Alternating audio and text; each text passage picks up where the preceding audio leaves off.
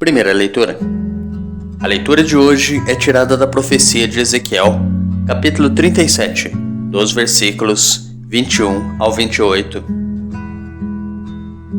Assim diz o Senhor Deus: Eu mesmo vou tomar os israelitas do meio das nações para onde foram, vou recolhê-los de toda parte e reconduzi-los para a sua terra. Farei deles uma nação única no país, nos montes de Israel, e apenas um rei reinará sobre todos eles. Nunca mais formarão duas nações, nem tornarão a dividir-se em dois reinos. Não se mancharão mais com os seus ídolos, e nunca mais cometerão infames abominações. Eu os libertarei de todo o pecado que cometeram em sua infidelidade, e os purificarei. Eles serão o meu povo, e eu serei o seu Deus. Meu servo Davi reinará sobre eles, e haverá para todos eles um único pastor. Viverão segundo meus preceitos, e guardarão minhas leis, pondo-as em prática.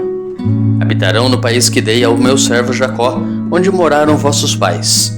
Ali habitarão para sempre, também eles, com seus filhos e netos, e o meu servo Davi será o seu príncipe para sempre.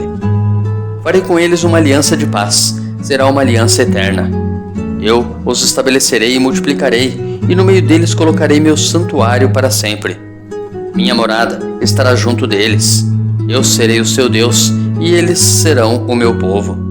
Assim, as nações saberão que eu, o Senhor, santifico Israel por estar o meu santuário no meio deles para sempre. Nos preparemos para a reflexão da palavra, rezando juntos o Salmo responsorial, retirado do livro do profeta Jeremias, capítulo 31. O Senhor nos guardará, qual pastor a seu rebanho.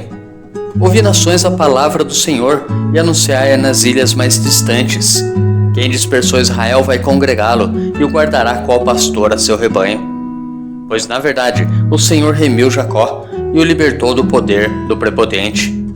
Voltarão para o monte de Sião, entre brados e cantos de alegria, afluirão para as bênçãos do Senhor. Então a virgem dançará alegremente, também o jovem e o velho exultarão. Mudarei em alegria o seu luto, serei consolo e conforto após a guerra.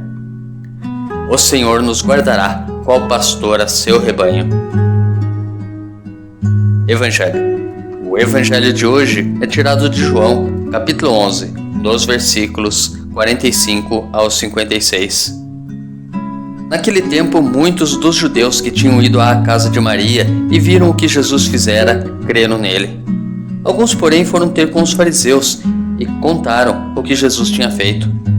Então, os sumos sacerdotes e os fariseus reuniram o conselho e disseram: O que faremos? Este homem realiza muitos sinais. Se deixarmos que ele continue assim, todos vão acreditar nele e virão os romanos e destruirão o nosso lugar santo e a nossa nação. Um deles, chamado Caifás, sumo sacerdote em função daquele ano, disse: Vós não entendeis nada. Não percebeis que é melhor um só morrer pelo povo do que perecer a nação inteira? Caifás não falou isso por si mesmo. Sendo sumo sacerdote em função naquele ano, profetizou que Jesus iria morrer pela nação. E não só pela nação, mas também para reunir os filhos de Deus dispersos. A partir desse dia, as autoridades judaicas tomaram a decisão de matar Jesus. Por isso, Jesus não andava mais em público no meio dos judeus. Retirou-se para uma região perto do deserto, para a cidade chamada Efraim. Ali permaneceu com os seus discípulos. A Páscoa dos judeus estava próxima. Muita gente do campo tinha subido a Jerusalém para se purificar antes da Páscoa. Procuravam Jesus e, ao reunirem-se no templo, comentavam entre si: O que vos parece? Será que ele não vem para a festa? Reflexão. O evangelho de hoje ilustra a reação oposta diante do sinal realizado por Jesus em Betânia e anuncia o sentido salvífico da morte de Jesus. Muitos que viram Jesus fazer com que Lázaro retornasse à vida biológica creram nele. Entenderam o sinal, creram que ele é a ressurreição e a vida eterna.